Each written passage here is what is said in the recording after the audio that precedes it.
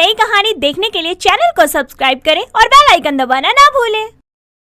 नव्या घर में एक्सरसाइज कर रही होती है। तभी उसकी माँ सुलोचना वहाँ आकर बोलती है, अरे ये क्या, सुबह सुबह कसरत करने में लग गई। पहले ही इतनी पतली है, अब क्या विलुप्त होना चाहती है? क्या माँ? औरों की माँ कहती है कि सुबह सुबह उठकर कसरत किया करो। आपकी बेटी बिना कहे करती है तो भी आपको दिक्कत है। अरे तो और बच्चे थोड़े मोटे और हेल्दी होते हैं, इसलिए उनको कसरत की जरूरत होती है, पर तू तो सूख के कांटा हो रखी है। अरे माँ, इसे जीरो फिगर कहते हैं। आप ना अभी आजकल के तौर तरीकों से वाकिफ नहीं हो। आप भी कर लो, ट्रेंडिंग में है। मुझे नहीं जानना तेरा ये ट्रेंडिंग फ्रेंडिंग। नाश्ता बना दिया है, नहा धोकर आजा खाने के लिए। ऑयली फूड तो नहीं बनाया ना आपने? मेरा फिगर खराब हो जाएगा। घास फूसी बनाई है कुपोषित इंसान, आजा और चर ले। फिर ठीक है, आती हूँ। नव्या एक्सरसाइज करने के बाद में फ्रेश होकर नाश्ते की टेबल पर बैठकर नाश्ता करती है, जिसके बाद वो अपनी स्कूटी से कॉलेज के लिए निकल जाती है। रास्ते में वो अपनी फ्रेंड सोफिया को भी साथ लेती है। कुछ देर में दोनों कॉलेज पहुंचती हैं, जहां उसकी कॉलेज की साथी मिया अपनी दोस्त के साथ खड़ी उससे बोलती है, लो जी, आ गई सूखी लकड़ी। शुक्र है आज तेज हवा नहीं चल रही, वरना ये तो उड़ जाती। ओए खाने की खदान, मेरी दोस्त के बारे में कुछ बोला ना तो अच्छा नहीं होगा।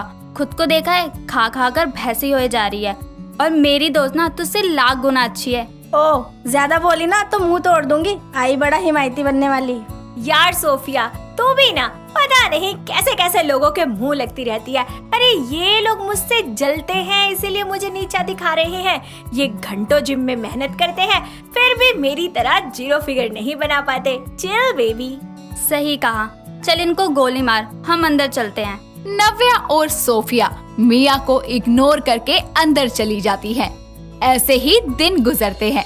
एक दिन सुलोचना को अपनी बेटी के लिए सत्यम नाम के लड़के का रिश्ता आता है, जिसके कुछ दिन बाद में वो अपनी बेटी की शादी उससे करवा देती है। ससुराल में आकर नव्या सारी जिम्मेदारियों को संभाल लेती है और साथ ही अपनी एक्सरसाइज को भी जारी रखती है।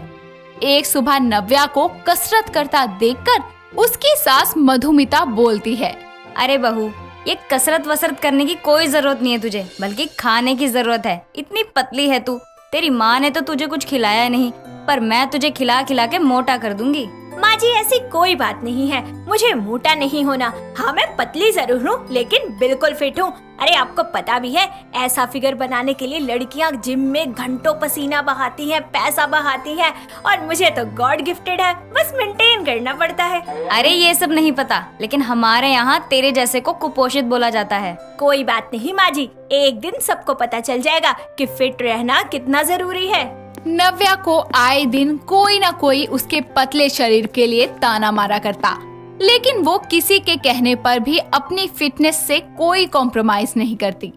ऐसे ही एक दिन उसकी सास उसे आवाज लगाते हुए बोलती है, अरे बहू, क्या ये तू कपड़ों से भरी बाल्टी छत पे रखाएगी या फिर किसी और को बुलाऊं? किसी और को क्यों बुलाना माँ जी, मैं हूँ ना, मैं कर लूंगी। आज तक मैंने कोई काम करने से मना किया है? अरे नहीं बहू, बाल्टी गीले कपड़ों की है और भारी भी है, और तू ठहरी पतली दुबली, कहीं सीढ़ियों से गिर गई, इसीलिए मैंने सोचा कि मैं पहले तुझसे पूछ लूं। अरे माँ जी, मैं बस दिखने में पतली हूँ, इसका मतलब ये नहीं है कि मुझ में जान नहीं है। एक्सरसाइज कर करके मेरे मसल बहुत स्ट्रॉन्ग हो गए हैं। अरे मैं भारी से भारी सामान आसानी से उठा सकती हूँ। रुकिए, अभी दिखाती हूँ। नव्या कपड़ों से भरी हुई बाल्टी को बड़ी ही आसानी से उठाकर छत पर लेकर जाती है, साथ ही गीले कपड़ों को सुखाकर नीचे आ जाती है। ये देखकर मधुमिता बोलती है, अरे वाह, मुझे तो लगता था कि तू दुबली पतली है, तो तेरे अंदर जान ही नहीं है। यही सोच तो बदलनी है माँ जी। पतले होना और फिट होना दोनों में फर्क है, और मैं पतली नहीं, मैं भी फिट हूँ। बॉडी मेंटेन है मेरी एकदम। तो बहू ऐसा करना कि तू मुझे भी कल से वो एक्सरसाइज सिखा देना, मैं भी फिट रहूंगी तेरी तरह। आपके कहने का मतलब है एक्सरसाइज? ठीक है माँ जी, हम कल से ही शुरू करते हैं। नव्या अगली सुबह से अपनी सास को बेसिक एक्सरसाइज करवाना शुरू करती है, और देखते ही देखते उसके आस पड़ोस की औरतें भी फिट रहने के लिए नव्या के साथ एक्सरसाइज करना शुरू करती है। ये देखकर उसका पति सत्यम बोलता है, वाह जान, तुमने तो पूरे मोहल्ले को फिट करने का जिम्मा उठा लिया। मैं तो कहती हूँ आपको भी एक्सरसाइज शुरू कर देनी चाहिए, वरना जिस स्पीड के साथ आप पिज्जा और बर्गर ठूसते हैं ना, जल्दी आपका पेट निकल आएगा। नहीं नहीं, मेरे से नहीं होगा ये। मैं तुम्हारी तरह घास फूस खाकर जिंदगी नहीं जी सकता। पर सत्यम, जो चीजें आप खाते हो वो कितनी अनहेल्दी होती है, हमारी बॉडी के लिए बिल्कुल अच्छी नहीं है, खोखला कर देती है हमें अंदर से। यार नव्या, एक ही तो जिंदगी है, इसको भी अपनी पसंदीदा चीजों को बिना खाए जाया कर दूं? ना बाबा ना, मैं तो खाऊंगा पीऊंगा और बिंदास जीऊंगा। सत्यम की बात से नव्या बहुत प्रभावित होती है। वो अपनी जिंदगी को सोचते हुए बोलती है, यार जब से होश संभाली है ना, खुद को फिट रखने के लिए मैंने अच्छे अच्छे खाने को खुद से दूर रखा। कभी चॉकलेट नहीं खाई, कभी ऑयली फूड नहीं खाया, जरूरत से ज्यादा मीठा नहीं खाया, हालांकि मेरा मन तो कितना करता था खाने का। क्या हुआ मैडम, कहाँ खो गई? सत्यम जी, मेरा बहुत मन करता है ये सब खाने का, लेकिन क्या करूं, जब दूसरे लोग मुझे देखकर फिट रहने की कोशिश करते हैं तो मैं इन सब चीजों को खुद से दूर ही रहने देती हूँ। पर जान, तुम ना ये सब खाते हुए भी खुद को फिट रख सकती हो। ज्यादा खाना तो बुरा है, ये मैं भी मानता हूँ, पर कभी कभी खाने में कोई बुराई नहीं है और तुम एक्सरसाइज करके आराम से उस खाने को पचा सकती हो। सच में? हाँ, यकीन नहीं है तो ट्राई कर लो। चलो हम कुछ बाहर खाने चलते हैं। सत्यम नव्या को खाना खिलाने के लिए एक अच्छे से रेस्टोरेंट में लेके जाता है, जहां नव्या काफी समय बाद में अपनी पसंदीदा डिश को ऑर्डर करके एंजॉय करती है। अगली सुबह वो अपनी एक्सरसाइज को जारी रखती है, जिसके बाद से कभी कभी वो अपनी पसंदीदा चीजों को खाया करती और खुद को फिट रखने के लिए कसरत भी किया करती। उसके कारण आसपास के लोग भी खुद को फिट रखने के लिए उससे योगा और कसरत के तरीके सीखते, जिसके कारण अपने शहर में सबसे फिट लेडी का अवार्ड उसे मिलता है। और ये इनाम खुद शहर के चीफ एक फंक्शन के दौरान नव्या को देते हैं। चीफ से अपना अवार्ड लेते हुए नव्या बोलती है, मैं आज ये अवार्ड पाकर बहुत खुश हूँ। मेरे कारण कितने लोगों में फिटनेस को लेकर उत्साह जागा, इस बात की मुझे बहुत खुशी है। साथ ही ये अवार्ड उन लोगों के मुंह पर एक करारा तमाचा है जो मुझे सूखी हड्डी और कुपोषित बोला करते थे। मिसेस नव्या, आप एक सच्ची प्रेरणा हैं। शादी के बाद भी खुद को इतना फिट रखना बहुत मुश्किल होता होगा ना। ये अपनी पसंदीदा खाने की चीजों से दूर रहकर खुद को मेंटेन रखना। जी नहीं सर, आप यकीन नहीं मानेंगे, पर मैं अपनी पसंद की चीजें भी खाती हूँ और खुद को फिट भी रखती हूँ। मन की इच्छाओं को मारकर इंसान शरीर से तो फिट रह सकता है, लेकिन मेंटली वो बिल्कुल खुश नहीं रहेगा। इसलिए मेरे पति ने सिखाया है, खाते पीते खुद को फिट रखना चाहिए। बस हर चीज को लिमिट में खाना चाहिए, ताकि हम शारीरिक और मानसिक दोनों रूप से फिट एंड फाइन रह सके। वेरी गुड मिसेस नव्या, आप सच में एक सच्ची इंस्पिरेशन है। अच्छा लगा आपसे मिलकर। मुझे भी सर। नव्या ने खुद को कुपोषित और पतला कहने वालों के मुंह पर अपनी कामयाबी का तमाचा मार दिया, साथ ही जिंदगी को एंजॉय करते हुए और साथ ही अपनी फिटनेस भरी जिंदगी को जारी रखा। दिल्ली की अमर कॉलोनी में एक मोहल्ला था, मोहल्ला दोस्ती यारी का, जहाँ रहती थी दो सहेलियाँ, झुमरी और महक। झुमरी एक साधारण सी हाउसवाइफ थी, वहीं महक एक समझदार वर्किंग वुमेन थी। दोनों का घर पास में ही था, पर दोनों की जिंदगी की पटरी कुछ अलग ही ट्रैक पे चल रही थी। जहाँ महक का पति शौर्य उसका हर कदम पे सपोर्ट करता, वहीं झुमरी का पति अप्पू खोटे अपनी बीवी को अपने इशारों पे नचाता था। ऐसे ही सुबह अप्पू और झुमरी के घर। झुमरी कहाँ है? और आपका नाश्ता ही तो बना रही थी ने। अबे इतनी देर का इक्को लगा रहे लिए, कब से हररा तररा खत्म ही नहीं हो रहा है। नहीं रे बाबा, गुस्सा नहीं होते, ले खाना खा लेने। जम्माइला ये सब्जी बनाई है, पानी अलग आलू अलग, तो डुबकी मार के निकाल लेने। अबे मच क्या कर रहे लिए, दुख क्या? चलिए अब देखते हैं कि झुमरी की दोस्त महक के घर क्या हाल चाल चल रहा है। अरे ओ सजनवा, का बना रहे हो आज? तुम्हारी पसंद का गाजर का हलवा।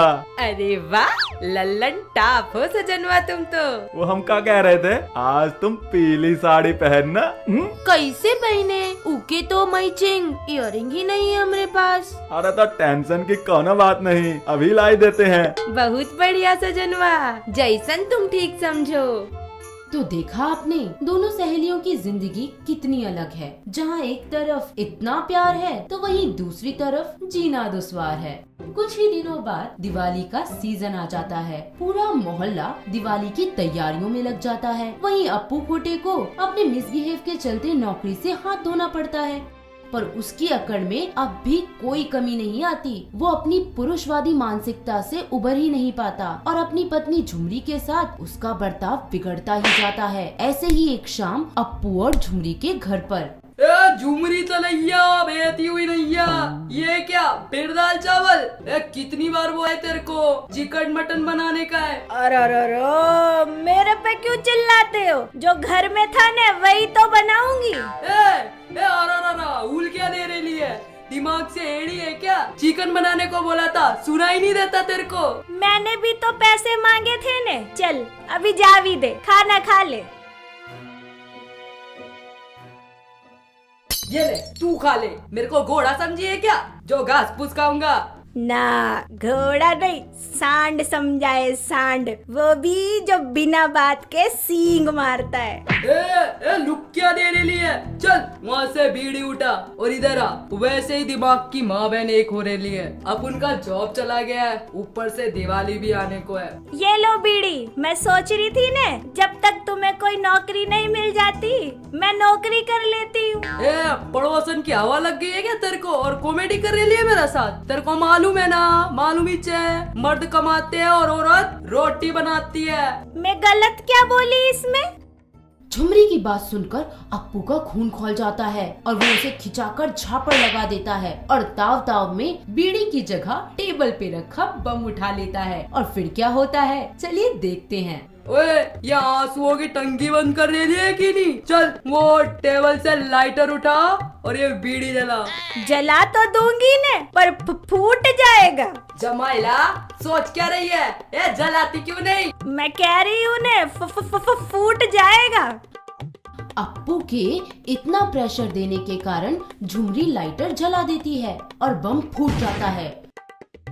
और फिर क्या, अब तो अप्पू का गुस्सा 7वें आसमान पे पहुंच जाता है और वो झुमरी को मारने पीटने लगता है। मारते पीटते हुए वो गली के बाहर तक पहुंच जाता है। तभी मोहल्ले में भीड़ इकट्ठा हो जाती है। महक और उसका पति शौर्य भी वहां पहुंच जाते हैं। अरे ई तो झुमरी है। ए सजनवा, यहाँ आओ। आज तो ये अप्पू खोटे ने हद ही कर दी है। अबे पागले होगा, औरत पे हाथ उठाओगे? अब ये कंटाप पे लगाएंगे ना, सारी मर्दानगी धरी की धरी रह जाएगी। हम अभी पुलिस को कॉल लगाते हैं, फिर देखते हैं ये अप्पू खोटे की मर्दानगी औरत पे हाथ उठाई है। ए झुमरी बहन, यहाँ आओ।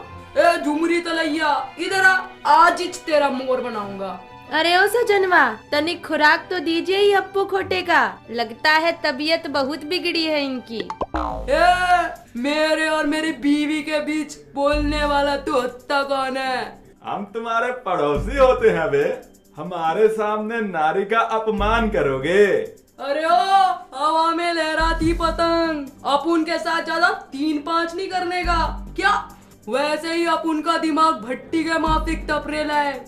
अबे हम भट्टी को ठंडा करना बहुत ही अच्छी तरह से जानते हैं। रुको, अभी ठंडा कर दिए रे।